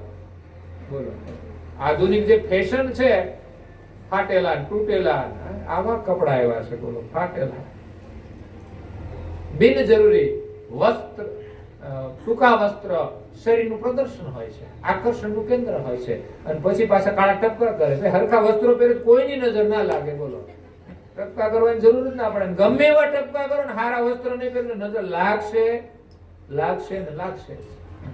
વિચારવાનું આપણે છે. પણ છોકરાને ખબર ના હોય, નાના હોય છોકરા ત્યારથી ફેશનેબલ વસ્ત્ર પહેરાવે. બોલો, ઓલાને ખબર જ નથી તોય બેનો લાવીને પહેરાવે, આમાં જ સારો લાગે એમ. અત્યારથી હું કામ એને મોટો થાય ત્યારે સારો લગાડજો ને, નહીં તો આ વસ્ત્ર પહેરાવશો ને તમને નહીં સારા લગાડે. એવો સુધરી જાય ને પછી તમે એને સારા નહીં લાગો. એ તો સારો લાગશે, બહુ સારો લાગશે. ફોટો પાડશો ને સરસ લાગશે, શેર કરશો પછી તમે, પછી તમને શેર કરશે. હાલો હવે હારા લાગતા નથી, આને શેર કરો. સંસ્કારનું બહુ મહત્વ છે. અને સુખી કેવી રીતે થવાય ને, એ મહાપુરુષોના ઉપદેશથી આપણે શીખવાનું છે. એટલે આ બધા જે કર્મ લાગે છે ને, એમાં જો સારું કામ કરીએ ને તો બધા કર્મ દોષમાંથી આપણે મુક્ત થઈએ છીએ. અને ઘણા લોકો આનાથી પણ અધમ કર્મ કરે છે. એવા 6 ગુના પૂજ્ય શ્રી અચરતભાઈએ બતાવ્યા છે. હું એના વિસ્તારમાં નહીં જાઉં, સમય થઈ ગયો છે તો, પણ 6 ગુના હું તમને ગણાવું. પ્રથમો દીર્ઘ સબન હું તે કરતા હોડ ગુરુદ્રોહ. અહીંયા પૂજ્ય શ્રી અચરતબા કહે છે તો કરતા માલિકે આ નર્કકુંડ બનાવ્યા શા માટે? પાપ કરે તો એના કર્મ ભોગવવા માટે કોઈ શરીર ધારણ કરવું પડે છે. અને એ દુખી હોય એ જ નર્ક નથી, એનાથી પણ અધમ શિક્ષા માટે નર્ક બનાવ્યા છે. એમાં તો માણસની વિષ્ટા પડી હોય ને એની અંદર એને ઉભા રાખવામાં આવતા હશે, એવી શિક્ષા હોય છે જે માણસને ગમે નહીં. પણ કર્મ એવા કર્યા છે તો એની અંદર રહેવું પડે છે. એક ગુરુ અને એના 2 ચેલા, એક ગ્રહસ્થી અને એક ત્યાગી, આ ત્રણે મળીને પ્રપંચ કરે. ઘણા લોકો કરતા હોય છે, ઘણી પ્રપંચ જાણ નથી બહાર આવતી સાધુ સંતોની, ભ્રષ્ટાચાર કરતા હોય છે. પણ એની અંદર કોઈ ચેલાય સામેલ હોય અને કોઈ ગ્રહસ્થી પણ સામેલ હોય. તો આ ત્રણની આ ચક્રવ્યૂહ હતી અને તેણે બરાબર પ્રપંચ કર્યો, સંપત્તિનો પ્રપંચ કર્યો અને ભ્રષ્ટાચાર કર્યો. એ ત્રણેય ગુજરી ગયા એટલે ત્રણેય નરકમાં ભેગા થયા. બોલો, એ પાછા બધા ભેગા જ થાય, કારણ કે એને મનમેળ હોય એટલે. અને એક જ નરકમાં એક જ કુંડમાં ત્રણેય પડ્યા, કારણ કે ત્રણેય ભેગા મળીને કામ કરેલું. પણ એમાં મેનેજર હતા, એ મેન સાધુ હતા, અને એને નરક કુંડમાં નાખ્યા. પછી બીજો એનો ચેલો હતો ને, એને કયા પ્રમાણે કરતો હતો એટલે એને 50% એનો દોષ હતો, પોતાનો નહોતો એમાં. અને ગ્રહસ્થી હતો ને એના કરતા થોડો દોષિત હતો. એટલે ગ્રહસ્થી છે ને એ કમર સુધી જ નરક કુંડમાં રહ્યો. કુંડ તો આમ હરખો જ ઊંડો હતો. એટલે જે ગુરુ હતા ને, મેઇન ગુરુ એને અંદર બુડાડી જ દીધા. અને એ બુડેલા હતા ને એના માથે આ ગ્રહસ્થી ચેલો ઉભેલો, એટલે એ અડધો બહાર રહ્યો. અને બીજો જે હતો સાધુ ચેલો, એ ગળા સુધી બુડાડ્યો એમને. એટલે આમાં જો કર્મ બધા ભેગા મળીને કર્યો, પણ એમાંય કોનો વાંક વધારે? આજે બધા ગુનાઓ કરતા હોય છે, પછી સીઆઈડી આવે ને બધી તપાસ કરે, એમાં બધાનો ગુનો હરખો ના હોય. એકને જન્મ ટીપણી પડે ને એકને ફાંસી થાય ને એકને પાછો 6 મહિનાની સજા થાય છોડી દે ને એકને બિલકુલ છોડી દે. આવું 4 ભેગા કરીને કર્યું હોય પણ બધાનો ગુનો હરખો ના હોય. એટલે કર્મ કરતા વિચારવાનું છે. એમ કહે છે કે 28 નરકકુંડ, એક નહીં પાછું, જેવા જેવા કર્મ. આ પુરાણોમાં એનું વર્ણન પણ છે. અને અહીંયા પૂજ્ય શ્રી અચરતબાઈએ પણ લખ્યું છે અને પૂજ્ય શ્રી નારણદાસજી મહારાજશ્રીએ પણ લખ્યું છે. એટલે નર્ક છે એ તો વાત સાચી જ છે. એટલે જેમણે પણ અધર્મ કર્મ કર્યા એને અવશ્ય નર્કમાં જવું પડશે. પહેલો ગુનો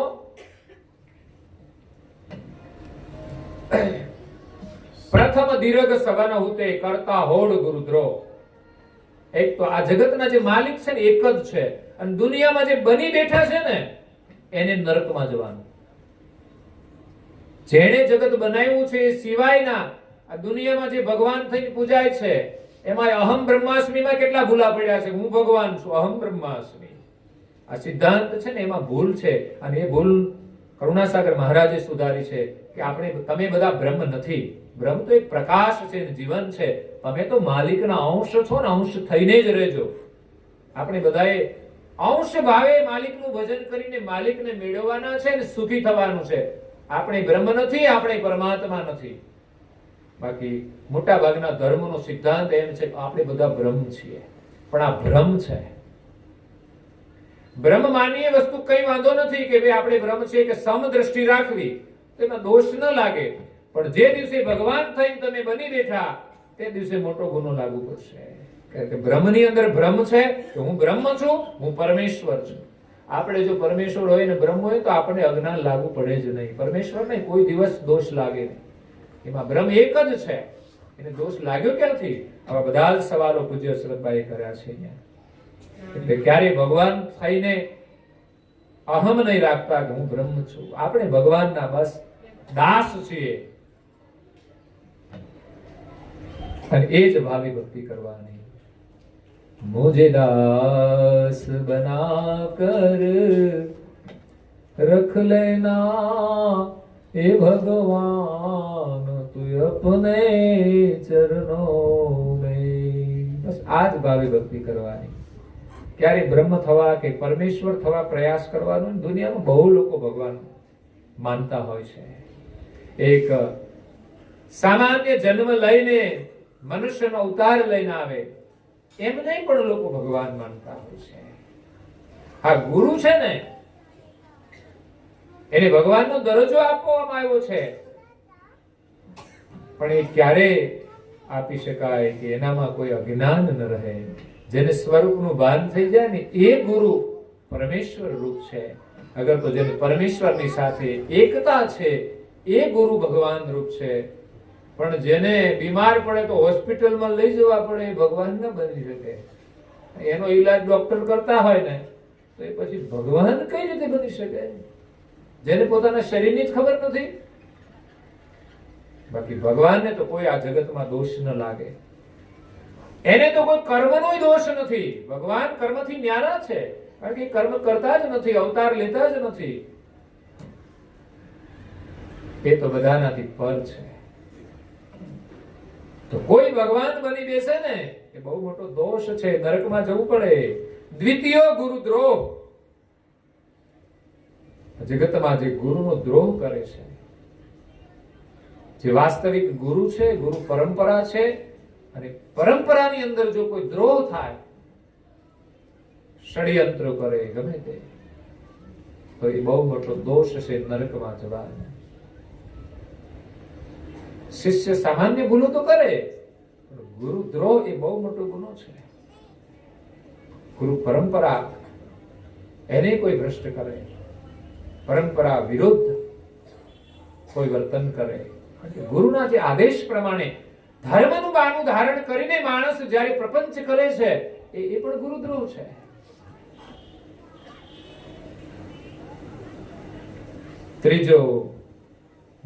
તૃતીયો નિજ આત્મહત્યા. ત્રીજો ગુનો છે આત્મહત્યાનો, નરકમાં જવાનો. આ નરકકુંડ શા માટે બનાવ્યા છે? આત્મહત્યા કરનારાને માટે નરકકુંડ છે. એટલે આત્મહત્યા ક્યારેય નહીં કરવી. જે દુઃખ આવે એને સહન કરો. એ આપણા કર્મ પ્રમાણે મળ્યું છે. ભગવાનને પ્રાર્થના કરો, ચોક્કસ તમે એને સહન કરી શકશો અને એ દુઃખમાંથી છુટકારો પણ મળશે. ખરેખર જેને સાચા દિલથી પ્રાર્થના કરી છે ને એની મુશ્કેલીના સમયમાં પણ પરમાત્માએ મદદ કરી છે. એક શાસ્ત્રી હતા, એને તો વર્તમાન સમયમાં જ વાત કરી. વર્તમાન સમયની. એકવાર એક પરિવાર સાથે કઈક લગ્નમાં જતા હતા અને રસ્તામાં કોઈ રોમિયાઓ ગાડી લઈને ફરતા હતા. આગળ પાછળ ફેરવા કરે એને એમ કરતા પેલા ભાઈની ગાડી ટચ થઈ ગઈ. આગો પાછું પેલા હરખી ના ચલાવે તો ટચ થઈ જાય, સ્વાભાવિક છે, એની ભૂલ નહીં. પણ ટચ થઈ એટલે પેલા માથે ચડી બેઠા, ચારે બાજુ ફરવા લાગ્યા.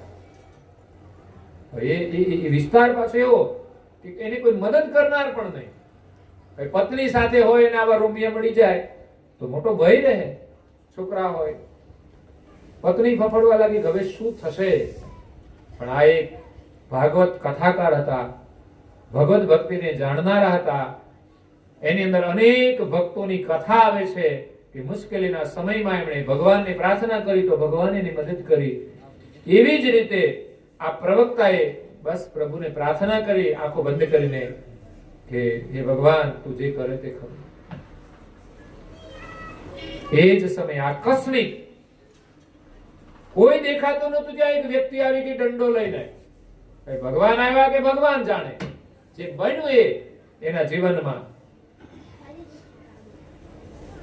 અને પેલાને જોઈને પેલા ચારે જણાને કહ્યું, ભાઈ, એને ખબર પડી ગઈ કે આને હેરાન કરે છે.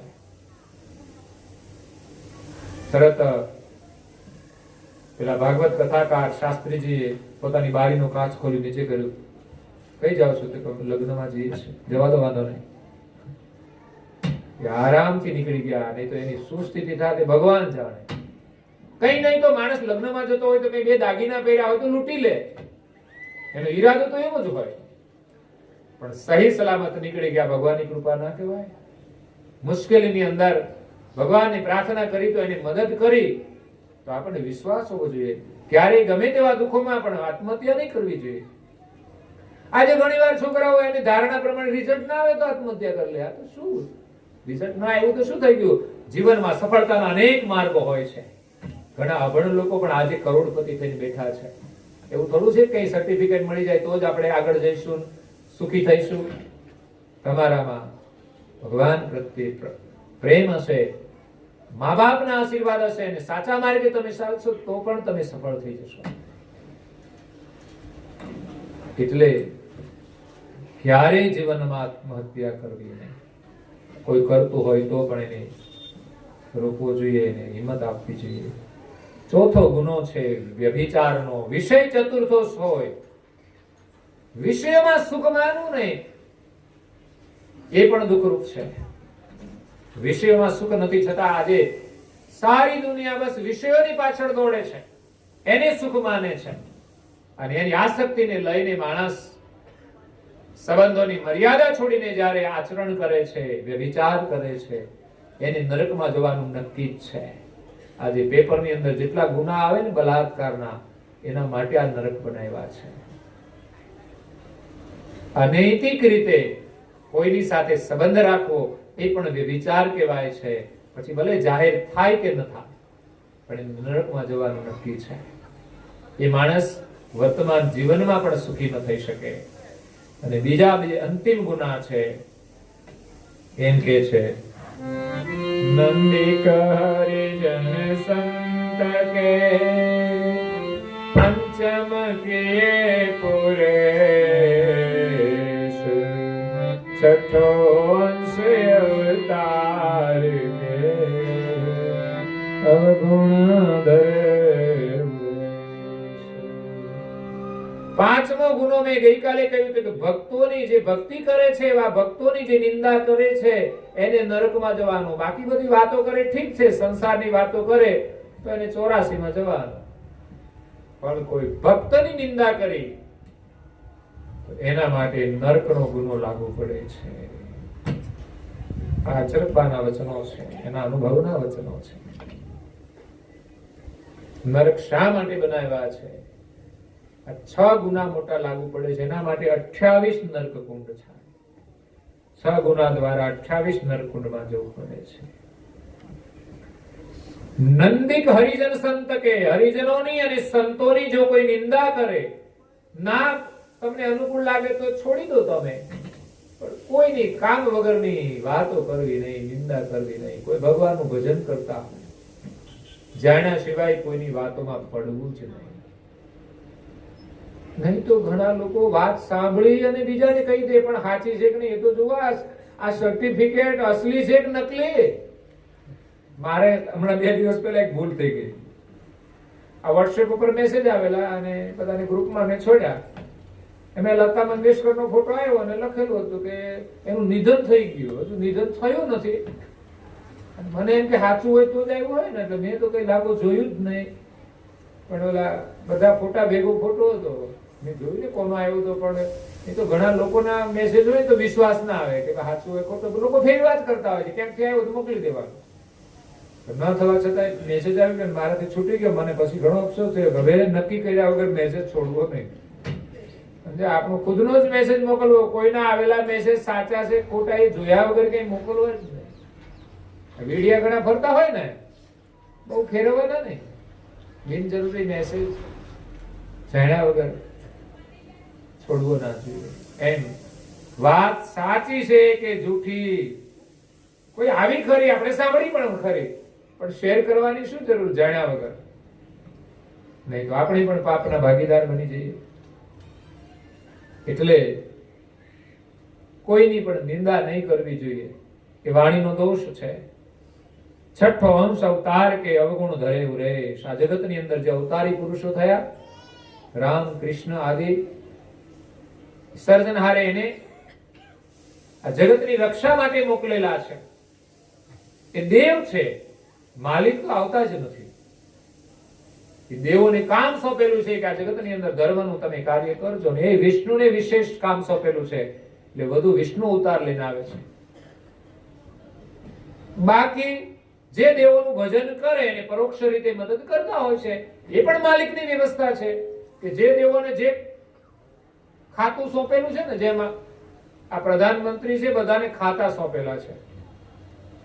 કોઈને સુરક્ષા ખાતું સોંપેલું હોય, કોઈને ઉર્જા ખાતું, કોઈને કઈ અલગ અલગ ઘણા બધા ખાતાઓ છે. એટલે એ ખાતાનું કામ એ મંત્રી જ કરે, બીજા ના કરે.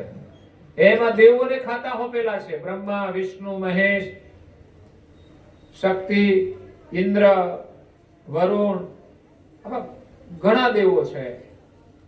એ બધાને જે ખાતા સોંપેલા છે એ જ કામ કરે છે. પણ માલિક તો એનાથી પર છે. એને પામવા માટે તો આપણે ગુરુ કરવા પડે, અને એમાં પરમ ગુરુના શરણે જઈએ ત્યારે જ માલિકનો લક્ષ્ય મળે છે. એના સિદ્ધાંત પ્રમાણે જ માલિકની ઓળખ થાય છે.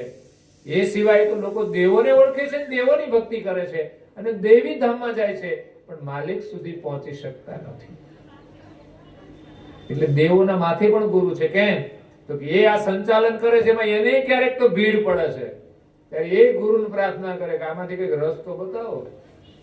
દેવો છે, મહાન છે, સામર્થ્યવાળા છે, પણ તમે પુરાણ વાંચો, એને પણ મુશ્કેલીઓ આવે છે. એ પણ ગુરુના શરણે જાય છે. ક્યારેક ક્યારેક તો એ હાથ ઊંચા કરી દે કે અમારું કામ ના, આ તો અમને તો માલિકે આ જ કામ સોંપ્યું છે, એટલે અમે આ ના કરી શકીએ. એટલે સાચા માલિકની ઓળખ કરવી એ પણ ઘણું કઠિન કામ છે.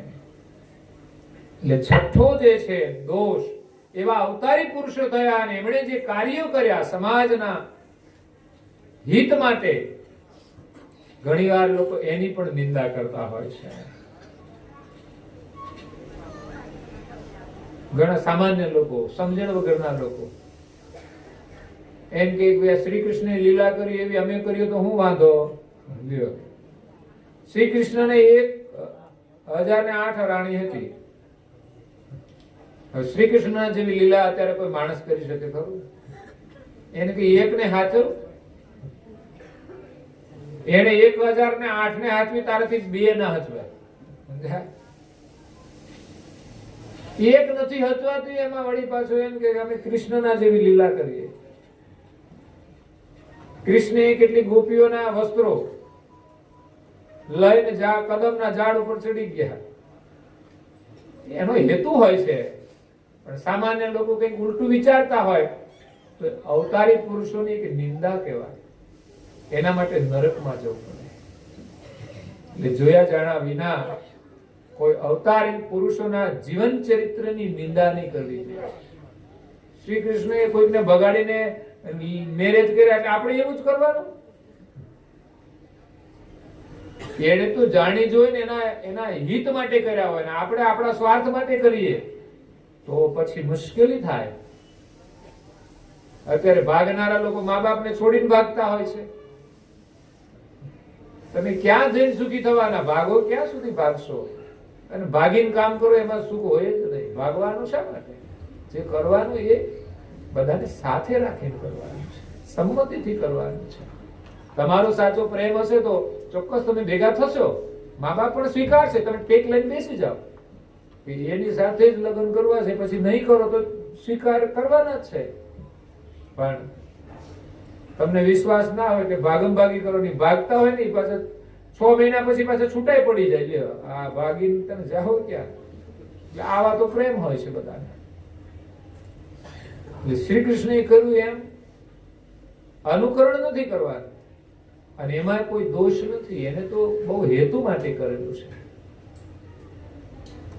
પરંતુ માણસે ધર્મની મર્યાદામાં રહીને કરવું જોઈએ કે આપણા માટે જે ધર્મનું સ્થાપન કર્યું છે, સમાજના જે નિયમો છે મર્યાદાના, એમાં સાથે રહીને કરવું છે.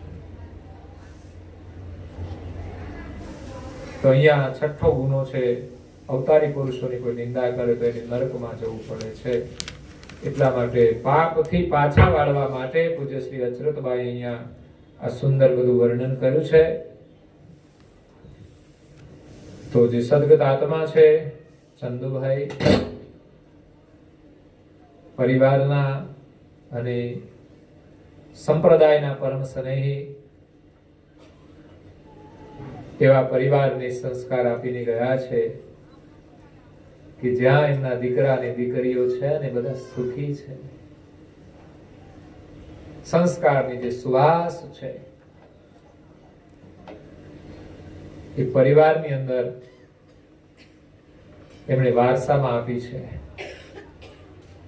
દીકરાઓ પાસે પણ છે, દીકરીઓને કરિયાવરમાં આપી છે. અને જે ઘરે ગઈ છે દીકરીઓ, એ પરિવાર પણ સંસ્કારી છે. સંસ્કારી લોકોને સંસ્કારી પરિવાર મળે છે, એ પણ આ સંસ્કારનું ફળ છે, સુકૃતનું ફળ છે. અને એવા પરિવારમાં જ લોકો સુખી હોય છે. એવા પરિવારના દર્શન કરવાથી અમને પણ આનંદ થતો હોય છે. અમે એવું ઈચ્છીએ છીએ કે જ્યાં જઈએ ત્યાં એવા પરિવારનું નિર્માણ થાય, સંસ્કારી પરિવારો, જેના પરિવારની અંદર બાળકોને પણ બાળપણથી સંસ્કાર મળે છે. અને મારે કહેવાનું છે કે પરમ ગુરુનો 250મો પ્રાગટ્ય દિવસ આવે છે. આપણા સૌના માટે ગૌરવનો દિવસ કહેવાય. એક દિવસ તો આપણે ગૌરવપૂર્વક ઉજવવાનો. કદાચ આપણે સમય પ્રમાણે ભેગા બહુ ના થઈ શકીએ. અત્યારે તો વાતાવરણ એટલું બધું ભયંકર નથી, પણ સાવધાની વાળું છે. એ પ્રમાણે સાવધાની રાખીને આપણે જ્યાં પણ મહેવીજ હોય ઉજવીએ ત્યાં ઉજવવાની. 150 માણસનો નિયમ છે, એટલે એટલા માણસો તો એટલા તો માણ ભેગા થઈએ આપણે. 50-100 ભેગા થઈને આપણે સારી રીતે ઉજવી શકીએ, ભાવથી, પ્રેમથી. કદાચ સરઘસ ના કાઢીએ ગામમાં, કારણ કે વધારે સંખ્યા હોય ગામના લોકો જોવે તો કોઈ ટીકા કરે. તો નિયમ અને વ્રતથી તો આપણે ગૌરવપૂર્વક ઉજવીએ કે આપણા ઘરના બાળકો પણ વ્રત લે. તમે જુઓ જૈનોમાં નાના નાના બાળકો પણ કેવા ઉપવાસના વ્રત કરે છે. આપણા બાળકોને પણ આપણે સંસ્કાર આપવાના છે. અને ભાઈઓને કહું કે તમે ઉપવાસ કરો ને તો સાથે પહેલો ઉપવાસ તો પહેલો કરજો, તમે વ્યસનનો. અને આ વર્ષ તો એવું છે કે 1 વર્ષ માટે તમે સંકલ્પ કરો છોડવાનો, પછી તમારે જેમ કરવું એમ, પછી સારું લાગે એમ કરજો, સારું લાગે એમ. પાછું જેમ કરો છો એમ નહીં, પણ સારું લાગે એમ કરજો. એટલે 1 વર્ષ માટે આપણે બધા આ ઉજવણી કરવાની. 250 આખું વર્ષ ઉજવવાનું. અને ગૌરવપૂર્વક ઉજવણી કરીને આપણે પરમ ગુરુના આશીર્વાદ લેવાના છે આખા પરિવારને. કે વડીલો છે એ પણ આશીર્વાદ મેળવે, યુવાનો પણ આશીર્વાદ મેળવે, અને ભાવિ પેઢી છે એને પણ આ સંસ્કાર મળે. એમાં પણ એક ગૌરવ આવી જાય. 1 વર્ષ માટે ગૌરવપૂર્વક કરેલી પ્રવૃત્તિ આપણને જીવનભર ધર્મનું પાલન કરવાનું ગૌરવ આપે છે, આપણી ગતિમાં વેગ આપે છે.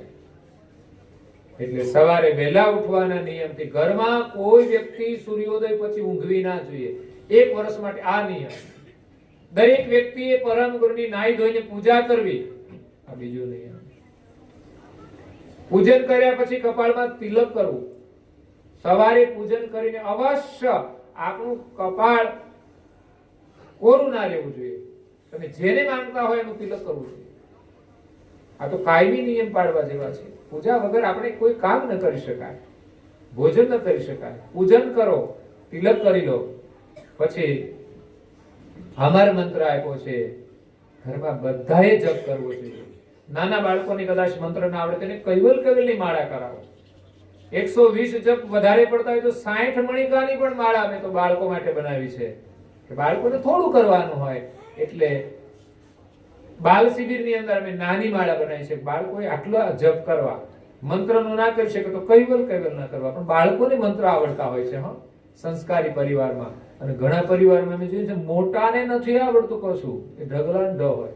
આપણે કે મંત્ર તો ભગવાન જાણે, તો પછી તમે શું ધર્મ પાડો છો? ગુરુ કર્યા હોય તો મંત્ર આવડવો જોઈએ તો જ ગુરુ કર્યા કહેવાય. મંત્ર એ જ ગુરુ દીક્ષા છે અને એનાથી કામ થવાનું છે, તો એનો ઉપયોગ કરવો જોઈએ. પણ એ તો આપણે માળિયા મૂકી દઈએ, તિજોરી મૂકી દઈએ.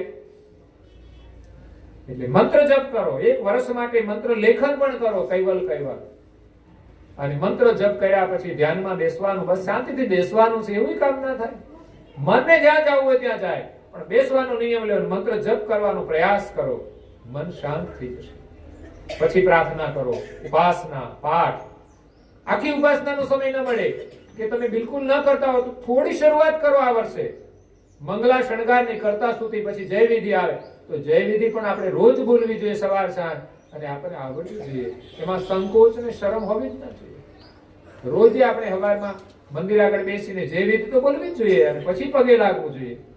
તો ઉપાસના કરીએ તો એના ક્રમની અંદર, ધ્યાનમાં બેસીએ તો ઉઠીએ ત્યારે જય બોલવાની, પૂજન કરીએ ત્યારે પણ સ્તુતિ એકાદ બોલવી જોઈએ, બોલતા બોલતા તમારે પૂજન કરવું જોઈએ. આ સંસ્કાર જો પરિવારના બધા જ સભ્યોમાં હોય તો ખરેખર એ પરિવારની અંદર એક સંસ્કારનું નિર્માણ થશે. દરેક વ્યક્તિએ કરવાનું. પછી પરિવારને સમૂહમાં મળીને પણ ક્યારેક કરવું જોઈએ. આગળ પાછળ કોઈ કરે તો વાંધો નથી, પણ અઠવાડિયામાં એકવાર, રવિવાર હોય, જે બીજા કોઈ વારે પરિવાર સાથે મળીને ઉપાસના કરે.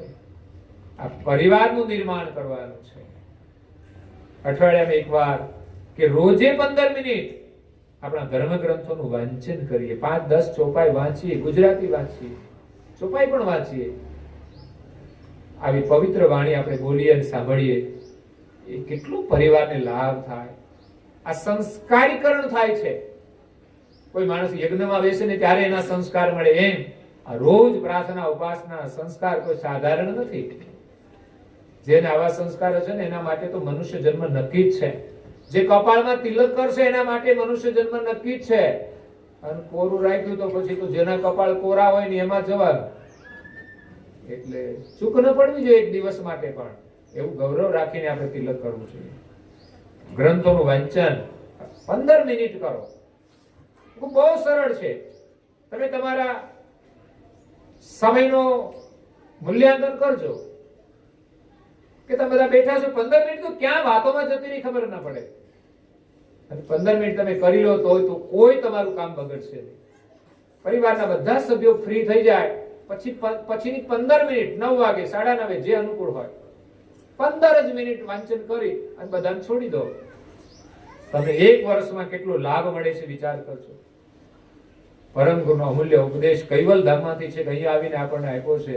અને 15 મિનિટ ખાલી વાંચન કરવાથી બાળકોને ન સમજાય તોય બેસાડો. 15 મિનિટમાં એની કઈ કંટાળો નહીં આવે. તમને નહીં સમજાય તોય 15 મિનિટ જતો તો ખબર નહીં પડે. આવું તો હોસ્પિટલમાં કલાકો કાઢીએ છે, નથી ગમતું તોય નહીં કાઢવા પડતા. અમે તો આમ દુર્દશા જોતા હોઈએ કે આવી પરિસ્થિતિમાં જો સમય નીકળતો હોય તો ભગવાનનું ભજન કરવામાં હું કીડીઓ ચડે છે. 15 મિનિટ લોકો નહીં બેસતા. ઢીચણના દુખાવા થાય ત્યારે બેહી રહેવાનું લાંબા પગ કરીને. એના કરતા સારું શરીર છે ત્યાં સુધી આ લાભ લઈ લેવાનો. ભગવાનને પ્રાર્થના કરી કે અમારું શરીર સારું રહે અને તમારું ભજન કરતા રહીએ. અને સંધ્યા ઉપાસના પાછા રોજ નિયમિત કરીએ, ભેગા થઈને અનુકૂળતા હોય ત્યારે કરીએ.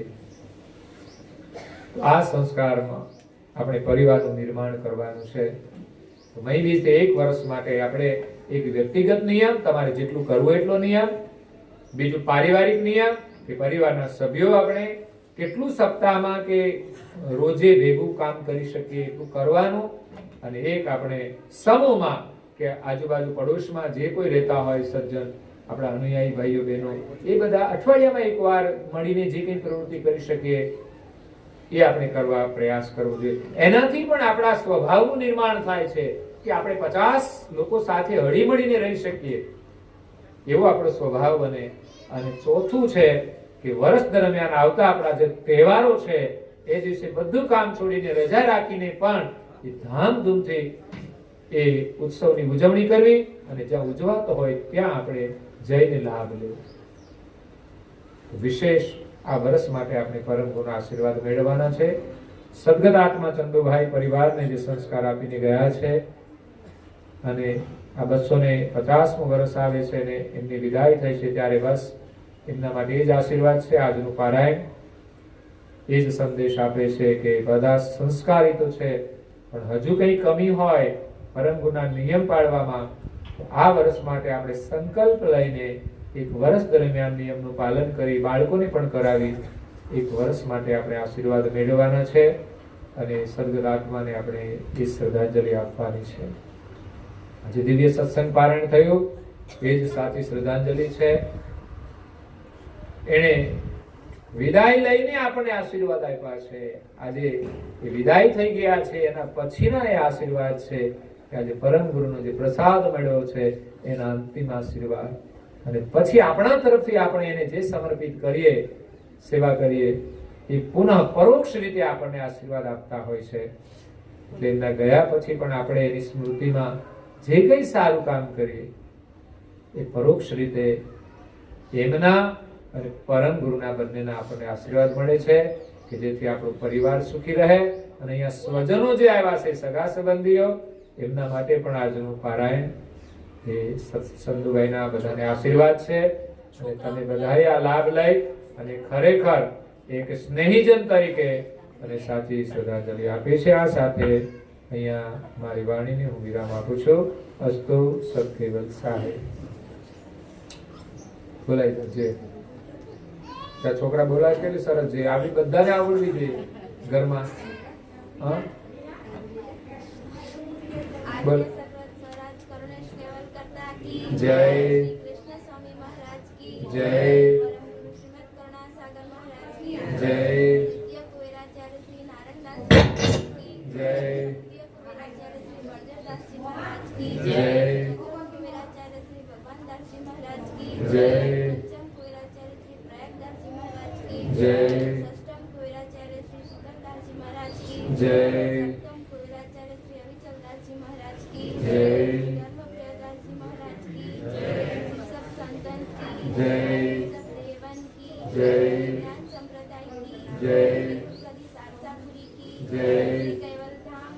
जय कथा सत्संग गुणावती का साथ केवल साई. 3 વાર આપણે ખુલ્લામાં ખોળામાં ખુલ્લા હાથ રાખીને પગે લાગીશું. કૈવલ હંસો સાથ કેવલ સાહેબ. હાથ જોડીને બોલો જો, અને બાજુવાળાને પણ હાથ જોડીને આંખો મિલાવીને સત કેવલ સાહેબ, સત કેવલ સાહેબ, સત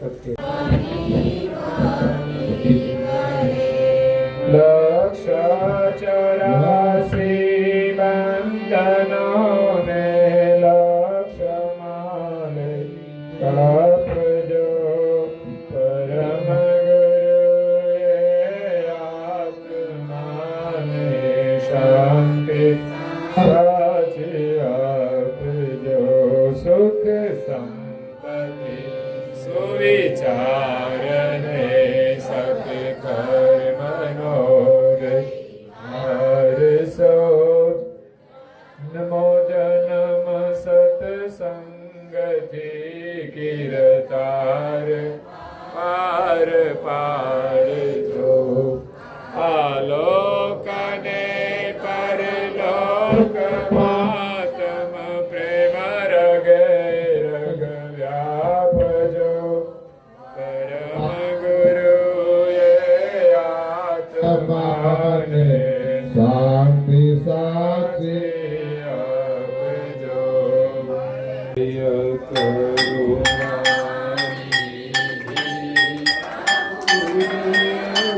કરુણાનિધિ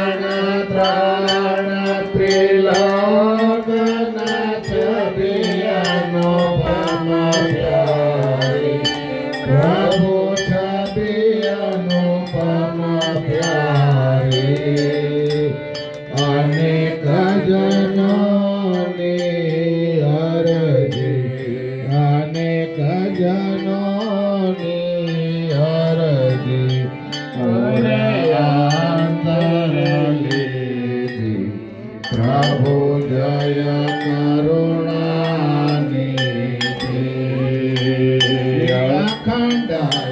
અખંડાયનાદી ભજની જાણ સહી દેવી પ્રભુ જાણ સહી સંશય સગળાની વારી, સંશય સગળાની વારી, લોકે સુખજી પ્રભુ જય કરુણાની શરણ શરણનો મહિમા મહામંગલકારી,